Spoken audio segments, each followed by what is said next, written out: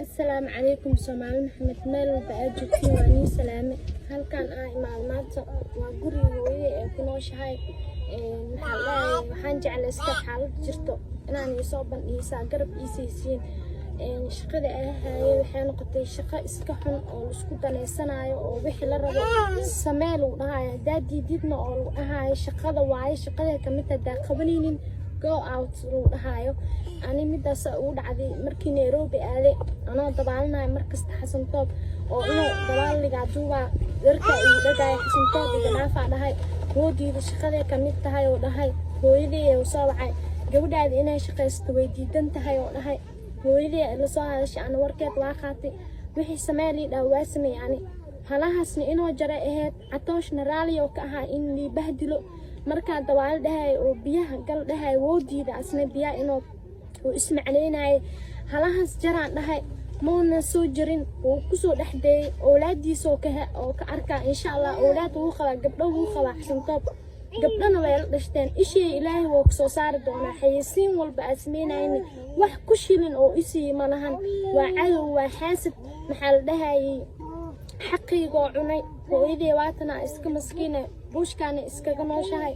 bishii waxa ku shaqeyn jiray $100 bis $100 ani hataa ku shilay igama soo hareenin waalidka $80 siinaa $20 saar aniga ka sacaano oo gadanay Xasan Toob baata ayareen oo ii geystay Ilaahiya ka weyn hooyadii waatana waxa ani maxal dhahay wax walba waxa u sameynaa hooyadii darteeda soo familkayga maxal dhahay ay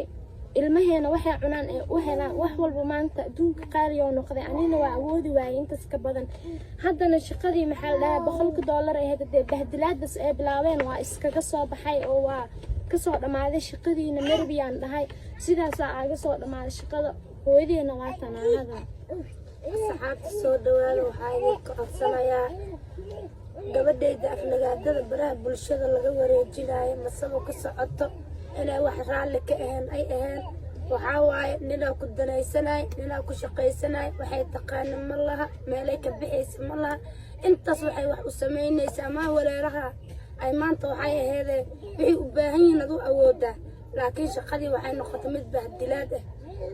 waxaan ka codsanayaa ummadda Soomaaliyeed oo aflagaadeynayso oo wax walba ku samaynayso oo dhaysa saan waa kan waa dhays aflagaadada inay iiga joojiyaan aan ka codsanayaa danta iyo daruufta liskuma naco gabadhayda waxaan iiga codsanayaa inaad nicin oo soo dhawaysiin aan idinka codsanayaa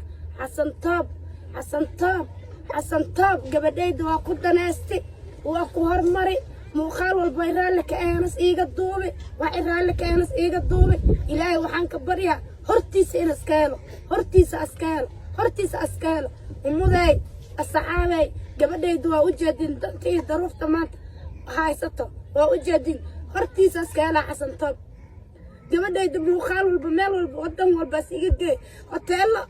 baraagiyaas iiga gali Ilaahay waxaan kaaga baryaa Xasan Toob in hortiisa ka